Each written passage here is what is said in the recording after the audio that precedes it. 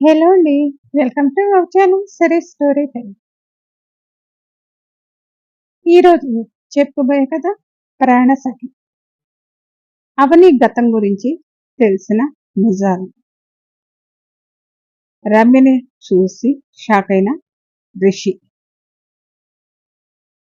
ఇక తర్వాత ఏం జరిగిందో కథలోకి వెళ్ళి తెలుసుకున్నాం. కథలోకి వెళ్ళబోయే ముందు తప్పకుండా సబ్స్క్రైబ్ చేసుకొని కామెంట్స్ ఇచ్చి లైక్ చేయండి ఫ్రెండ్స్. ప్రాణసఖి 18th episode. అవ్వ కావాలి బువ్వ కావాలంటే కుదరదు అన్నాడు రిషి. అదంతా నాకు తెలియదు, మీ గురించి తెలియకూడదు. నేను మా ఇంటికి వెళ్ళి మమ్మీ డాడీని చూడాలి అన్నది. రిషి తల పట్టుకొని నువ్వెక్కడ దొరికావే నాకు అన్నాడు. నేనేమీ దొరకలేదు, నువ్వే నన్ను బలవంతంగా తాళి కట్టి తీసుకొచ్చావు. నాకు తెలీదా, నువ్వు మళ్ళీ గుర్తు చేయాలా? మీరే కదా దొరికానన్నారు, అందుకే అన్నాను. నీకు తలకి దెబ్బ తగలటమేమో కానీ నా బుర్ర తింటున్నావు. నాకు ఆకలేం లేదు కదా, మీ బుర్రని ఎలా తింటాను అని అవని అమాయకంగా అడిగింది. రిషి అవని వైపు చూసి ఒక లుక్ ఇచ్చి బయటికి వెళ్తుంటే మా ఇంటికి ఎలా తీసుకువెళ్లాలో ఆలోచించి వస్తారా అని అడిగింది. తీసుకువెళ్ళక చస్తానా అని బయటికి వెళ్ళాడు. రిషి వెళ్ళగానే మీరు కోపంగా ఉన్నప్పుడే బాగున్నారు రిషి గారు అని అవని నవ్వుకుంది. రిషి కిందకు రాగానే లక్ష్మి ఎవరితోనో మాట్లాడుతూ కనిపించింది. లక్ష్మి ఎవరు అంటూ రిషి బయటికి వెళ్ళాడు. ఎవరో తెలియదు రిషి, ఎవరో అమ్మాయి కోసం వెతుకుతున్నారంట అని లక్ష్మి చెప్పింది. అమ్మాయినా అని అక్కడ ఉన్న రమ్యను చూసి ఎవరు కావాలండి అని అడిగాడు రిషి. రమ్య అయితే రిషిని గుర్తుపెట్టి మీరే కదా ఆ రోజు పెళ్లిలో నా ఫ్రెండ్ మెడలో తాళి కట్టారు అని అడిగింది. రమ్య అలా అనగానే రిషి షాక్ అయి తను అవని కోసం వచ్చిందని అర్థమై లక్ష్మి నేను మాట్లాడతాను నువ్వు వెళ్ళు అన్నాడు. అలాగే రిషి అని లక్ష్మి వెళ్ళిపోయింది. నా ఫ్రెండ్ ఎక్కడా అంటూ సీరియస్గా అడిగింది రమ్య. మీరు లోపలికి రండి, నేను మీకు అంత వివరంగా చెప్తాను. ఎక్కడికండి వచ్చేది, మర్యాదగా మా ఫ్రెండ్ ఎక్కడుందో చెప్తారా, మా అంకుల్ వాళ్ళకి ఫోన్ చేసి రమ్మంటారా అని కోపంగా అన్నది రమ్య. మీ ఫ్రెండ్ లోపలే ఉంది రాండి అన్నాడు రిషి. అవని లోపల ఉందా అని లోపలికి వెళ్ళి ఎక్కడా అని అడిగింది. రండి చూపిస్తానని పైకి తీసుకువెళ్ళి అవని గది చూపించాడు. రమ్య లోపలికి వచ్చి బెడ్ మీద తల కట్టుతో పడుకొని ఉన్న అవని చూసి రిషి వైపు కోపంగా చూసి నా ఫ్రెండ్ని ఏం చేశావు, హాయిగా పెళ్లి చేసుకొని అత్తారింటికి వెళ్లాల్సిన నా ఫ్రెండ్ని తీసుకొచ్చి ఇలా దెబ్బలతో బెడ్ మీద పడుకునేలా చేశావు, అని నీకు ఏం అన్యాయం చేసినని గట్టిగా అడిగింది రమ్య. రమ్య గొంతు విని కళ్ళు తెరిచి చూసి ఆనందంతో రమ్య అని పిలిచింది. రమ్య అవని వైపు చూసి అవని అంటూ బెడ్ దగ్గరకు వెళ్ళి ఏంటి ఇలా అయిపోయావు, అసలు ఈ తల కట్టేంటి, తనెవరు, నిన్ను అలా తీసుకువచ్చాడు, నీకోసం ఆంటీ వాళ్ళు ఎంత బాధపడుతున్నారో అని. రమ్య నేను ఇక్కడున్నానని నీకెలా తెలుసు అని అడిగింది అవని. రమ్య అక్కడికి ఎలా వచ్చిందో చెప్పింది. ఆ రోజు సిస్టర్ నువ్వు హాస్పిటల్కి వచ్చావని చెప్పింది. నేను కౌశల్ రావు ముగ్గురు నీకోసం ఈ చుట్టుపక్కల ఊళ్ళన్నీ వెతుకుతున్నాం, నేనే ఈ ఊరు వచ్చాను అని చెప్పింది రమ్య. అవని లేచి నెమ్మదిగా కూర్చొని మీరు రాకపోయినా నేను ఈరోజు ఇంటికి వచ్చేదాన్ని రమ్య. అసలేంటి ఇదంతా, నీ తలకు దెబ్బలా తగిలింది అంటే చెప్పవేంటి అని అడిగింది. ఇది చిన్న దెబ్బేలే, రాత్రి కింద పడ్డాను, తలకు దెబ్బ తగిలింది. అవునా, ఇప్పుడు ఎలా ఉంది, బానే ఉంది. నా కళ్ళజోడు తీసుకొచ్చావా, నా కళ్ళు మసకమసక ఉండి మంటలు పుడుతున్నాయి, నువ్వు కనిపిస్తావనే నమ్మకంతో ఇదిగో ఈ బ్యాగ్లో పెట్టుకుని తిరుగుతున్నానని అవని కళ్ళజోడు తీసిచ్చింది. అవనికి కళ్ళజోడిని చూడగానే చెప్పలేనంత ఆనందం వచ్చి రమ్య చేతిలోంచి తీసుకొని పెట్టుకుంది. కళ్ళజోడు పెట్టుకున్న తర్వాత అవనికి అంతా క్లియర్గా కనిపించింది. రిషి దూరంగా నిలబడి ఉండటం చూసి రిషి గారు మీరేంటి అక్కడ నిలబడ్డారు, రండి అని పిలిచింది. రమ్యను చూసేసరికి అవనికి చాలా ఆనందంగా అనిపించింది. రిషికి అవని రిషితో అలా ఉండటం చూసి రమ్యకు ఆశ్చర్యం వేసింది. అవని నువ్వేంటి అతనితో అలా నవ్వుతూ మాట్లాడుతున్నావు, తను నిన్ను బలవంతంగా పెళ్లి చేసుకొని తీసుకొచ్చాడు కదా. నాకు తెలుసుగా రమ్య. తెలిసి కూడా ఏమీ అనకుండా అలా నవ్వుతూ మాట్లాడుతున్నావు ఏంటే అని అనుమానంగా అడిగింది. రమ్య నీకు జరిగింది తర్వాత చెప్తాను అని రిషి గారు, తను నా ఫ్రెండ్ రమ్య, ఇద్దరం చిన్నప్పటి నుంచి కలిసి చదువుకున్నాం. నాకు ఏ చిన్న కష్టం వచ్చినా తట్టుకోలేదు అని చెప్పింది. అవని అలా చెప్పగానే, అయితే తనకు అవనికి జరిగిన యాక్సిడెంట్ గురించి తెలిసే ఉంటుంది కదా అని ఆలోచిస్తూ ఉన్నాడు రిషి. రమ్య, తన పేరు రిషి, నన్ను అలా పెళ్లి చేసుకోవడానికి ఒక కారణం ఉంది అని చెప్పింది. కారణమా? ఏంటది అని అడిగింది. అవని, అవన్నీ ఇప్పుడెందుకు, తర్వాత చెప్పొచ్చులే. ఇప్పుడు చెప్పకపోతే మీ గురించి తప్పుగా అనుకుంటుంది రిషి గారు. రమ్యకైతే అంతా ఏమేంగా అనిపించింది. బలవంతంగా పెళ్లి చేసుకొని వచ్చిన అతని మీద కోపం లేకుండా ఏదో చెప్పాలంటుంది. ఏంటి అవనికి ముందే అతను తెలుసా అని ఆలోచిస్తూ ఉంది రమ్య. రమ్య, నువ్వేం ఆలోచిస్తున్నావో నాకు తెలుసు. రిషి గారి మీద కోప్పడకుండా అతని గురించి చెప్తాను. ఏమిటా అనే కదా. అవునే, అసలు ఏం జరిగిందో చెప్పవే అన్నది రమ్య. సరే చెప్తాను. రిషి తన మెడలో ఎందుకు తాళి కట్టి ఇక్కడికి తీసుకొచ్చాడు అంతా చెప్పింది. అవని చెప్తుంటే రమ్య వింటూ యాక్సిడెంట్ విషయం అనగానే రమ్య షాక్ అయింది. అది రిషి గమనించాడు. నేను యాక్సిడెంట్ చేయటం వల్ల తన భార్య సిరి చనిపోయిందనే కోపంతో నా మెడలో తాళి కట్టాడు. కానీ నేను ఆ యాక్సిడెంట్ చేయలేదంటే నమ్మటం లేదు. నేను అబద్ధం చెప్తున్నాను అంటున్నాడు. కనీసం నువ్వేనే చెప్పవే అన్నది అవని. రమ్య వణికే గొంతుతో, అవునండి, మా రమ్య ఏ యాక్సిడెంట్ చేయలేదు, ఎవరిని చంపలేదు. మీరే ఏదో తప్పుగా అర్థం చేసుకున్నారు. ఇప్పుడు ఆ విషయాలు ఎందుకు లేండి.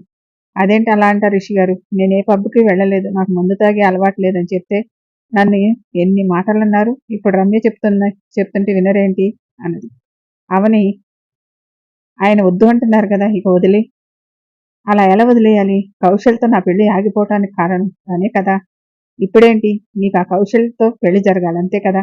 మీ ఇంటికి వెళ్ళిన తర్వాత మంచి ముహూర్తం పెట్టమని చెప్తాలే అని అన్నాడు. రిషి గారు, మీరు మాట్లాడేదానికి అర్థం ఉందా? ఇప్పుడు నేనేమన్నాను? నీకు ఇష్టమైన ఆయనతో నీ పెళ్లి జరిగేలా చూస్తానని అన్నాను అంతే కదా. మీరు కట్టిన ఈ తాళిని ఏం చేయాలి అని అడిగింది. అది నేను ఇష్టంతో కట్టలేదు. నువ్వేమి ఇష్టంతో కట్టించుకోలేదు కదా, దాన్ని తీసేయవచ్చులే అన్నాడు. ఏంటి రిషి గారు, ఇష్టమైతే కట్టి, ఇష్టం లేకపోతే తీసేయటానికి అదేమైనా మామూలు తాడు అనుకుంటున్నారా? ఎంతో పవిత్రంగా చూసుకునే తాళ్ళండి. అయితే ఇప్పుడు ఏం చేయమంటా నన్ను అని అడిగాడు రిషి. ఏం చేయాలో నాకేం తెలుసు అన్నది అవని. అవని, అవన్నీ ఇంటికి వెళ్ళిన తర్వాత ఆలోచిద్దాం. ఇప్పుడు మనం ఇంటికి వెళ్దారా అన్నది రమ్య. నాకు రావాలనే ఉంది, కానీ ఊరి నుంచి రిషి గారి నానమ్మ తాతయ్య వచ్చారు. రమ్యకి అర్థం కాక, వాళ్ళొస్తే ఏమైంది అన్నది. అంటే మా పెళ్లి ఎలా జరిగిందో చెప్పకుండా మా పిన్ని బలవంతంగా ముసలివాడికి ఇచ్చి చేస్తుంటే రిషి గారు వచ్చి తాళి కట్టారని చెప్పాను. అదే నాయనమ్మ పిన్ని ఏమైనా చేస్తుందని ఇంటికి వద్దు, ఇక్కడే ఉండు అంటుంది. అవని, నువ్వు నిజంగా తింగర మొహానివి. మనవడు చేసిన నిర్వాహం గురించి చెప్పకుండా అబద్ధం ఎందుకు చెప్పావు? రిషి గారిని తప్పుగా అనుకుంటారని చెప్పలేదు. మరి ఇప్పుడేంటి దారి? నువ్వు ఇక్కడ ఉన్నావని తెలిస్తే కౌశల్ పరిగెత్తుకుంటూ వస్తాడు. కౌశల్ వస్తే నిన్ను వదిలి అస్సలు ఉండలేడు. వెంటనే ఇంటికి తీసుకువెళ్తాడవని. రమ్య, నన్ను చూసినట్లు నువ్వు కౌశల్కి చెప్పకు. ఈయన నానమ్మ వాళ్ళకి ఏదో ఒకటి చెప్పి ఇంటికి తీసుకువస్తారు. అప్పుడేం చేయాలో చూద్దాం అని అన్నది అవని. అదేంటే పాపం, కౌశల్ నువ్వు కనిపించలేదని ఎంత బాధపడుతున్నాడు. ఇప్పుడు నువ్వు కనిపించావంటే ఎంత సంతోషపడతాడు. చెప్పొద్దంటావేంటి? అవని వద్దు అనటానికి కారణం ఉంది కదా. రమ్య కౌశల్ తెలిస్తే ఇక్కడికి వస్తాడు, అందుకే అవని వద్దంటుంది. ఇదంతా మీ వల్లే కదండి అన్నది. అంటే అవని తప్పేమీ లేదంటావా రమ్య అని సూటిగా అడిగాడు రిషి. రమ్య లేదని చెప్పలేక గుటకలు మింగింది. నాకు తెలుసు రమ్య, నువ్వెందుకు చెప్పటం లేదో అన్నాడు. ఇప్పటిదాకా నన్ను అనుమానించారు, ఇప్పుడు మా ఫ్రెండ్ని అనుమానిస్తున్నారా? సరే అవని, నేను కౌశల్కి చెప్పను. నువ్వు వచ్చేటప్పుడు నాకు కాల్ చేయి, నేను కౌశల్ని తీసుకొని ఇంటికి వస్తాను. అదేంటి అప్పుడే వెళ్ళిపోతున్నావా, కొంతసేపు ఉండు అని అడిగింది. లేదులే, కౌశల్ వాళ్ళు వచ్చేసి ఉంటారు, మళ్ళీ నేను వెళ్ళకపోతే కంగారు పడతారు. నువ్వెటు ఇంటికి వస్తున్నావు కదా, అప్పుడు మాట్లాడుకున్నావు. నువ్వు జాగ్రత్త, నీకు తలనొప్పి ఏమీ లేదు కదా? ఏమీ లేదులే, ఈ కళ్ళజోడు లేకపోవటం వల్లే ఈ తలనొప్పి వచ్చిందనుకుంటా. ఇప్పుడు ఉంది కదా, ఇక రాదులే. నువ్వు వచ్చే ముందు కాల్ చేయటం మర్చిపోకు అని చెప్పి రిషి వైపు చూసి వస్తాను అని ముక్తసరిగా చెప్పి బయటికి వెళ్ళింది రమ్య. అవని పంపించి వస్తానని రమ్య వెనక బయటకు వచ్చాడు రిషి. రమ్య ఇప్పుడు నిజం చెప్పు, ఆ రోజు ఏం జరిగింది అని అడిగాడు. ఏ రోజు అని తడబడుతూ అన్నది. అవనీకి యాక్సిడెంట్ అయిన రోజు అని అడగగానే షాక్ అయింది రమ్య. అవనీకి యాక్సిడెంట్ ఏమిటి అండి అని కంగారు పడుతూ, అదేం లేదు, అవని ఎవరిని యాక్సిడెంట్ చేయలేదు, అలాగే తనకు యాక్సిడెంట్ కాలేదు. మీరు సరిగా తెలుసుకోకుండా అవని జీవితాన్ని నాశనం చేశారు. ఇప్పుడు మీరే అవని జీవితాన్ని సరిదిద్దాలి. నువ్వనేది ఏమిటి రమ్య? అవని ఏ తప్పు చేయలేదు, నేను అపార్థం చేసుకున్నాను అంటున్నావు కదా. రిషి అలా అడగగానే రమ్యకైతే ఏం చెప్తే ఏమవుతుందని భయం వేసి, నాకు తెలీదండి, నేను వెళ్తున్నాను. రమ్య, నువ్వు నిజం దాచినా అవనీకి యాక్సిడెంట్ అయ్యి తనకు షార్ట్ మెమరీ లాస్ అయిందని డాక్టర్ చెప్పారు. ఇప్పటికైనా ఆ రోజు ఏం జరిగిందో చెప్పు అని అడిగాడు రిషి. వెంటనే రమ్య ఈ విషయం అవనీకి ఏం చెప్పలేదు కదా అని అడిగింది. అవనీకి చెప్తే నీ తల ఎందుకు మాట్లాడుతుంది అన్నాడు. నువ్వు నిజం చెప్తావా లేక అవని జరిగిన యాక్సిడెంట్ గురించి చెప్పమంటావా అన్నాడు. మీరు అవనీకి జరిగిన యాక్సిడెంట్ గురించి చెప్తే దానికి ప్రాణాలకే ప్రమాదం అని డాక్టర్ చెప్పారు. అందుకే దానికి ఈ విషయం గురించి చెప్పలేదు. ఏంటి రమ్య నువ్వనేది? అవని ప్రాణాలకు ప్రమాదం ఏమిటి? అవును రిషి గారు, అది నవ్వుతూ అలా ఉన్నా తనకు ఎప్పుడు ఏమవుతుందో అని ఆంటీ వాళ్ళు మేము ఎంత కంగారు పడేవాళ్ళము. ఇప్పుడు అవని చూసేదాకా నాకు భయం తగ్గలేదు. అసలు ఏం జరిగిందో వివరంగా చెప్తావా? మీకు చెప్తే తనని అర్థం చేసుకొని క్షమిస్తారని అనుకుంటున్నానని అవని గురించి రిషికి చెప్తూ ఉంది. నేను అవని ఇద్దరం చిన్నప్పటి నుంచి ఫ్రెండ్స్. నేను కాలేజీలో ఉన్నప్పుడు మా అమ్మ నాన్న ఒక యాక్సిడెంట్లో చనిపోయారు. అప్పటి నుంచి ఆంటీ అంకుల్ అవనితో పాటు నన్ను తన కూతురులా చూసుకున్నారు. మా ఇద్దరి చదువులు అయిపోయిన తర్వాత ఒకే కంపెనీలో జాబ్ వచ్చింది. అప్పుడే అక్కడ కౌశల్ కనిపించాడు. కౌశల్ కాలేజీలో మాకు సీనియర్, ఇక్కడ ఆఫీస్లో కూడా సీనియరే. కాలేజీలో ఉన్నప్పుడు అప్పుడప్పుడు అవనితో మాట్లాడుతూ ఉండేవాడు. కాలేజీ అయిన తర్వాత మళ్ళీ కనిపించలేదు. ఆఫీస్లో చూడటమే. ఒకే కాలేజీలో చదివినవాడు ఒకే ఆఫీసులో పనిచేయటం ముగ్గురికి సంతోషం వేసింది.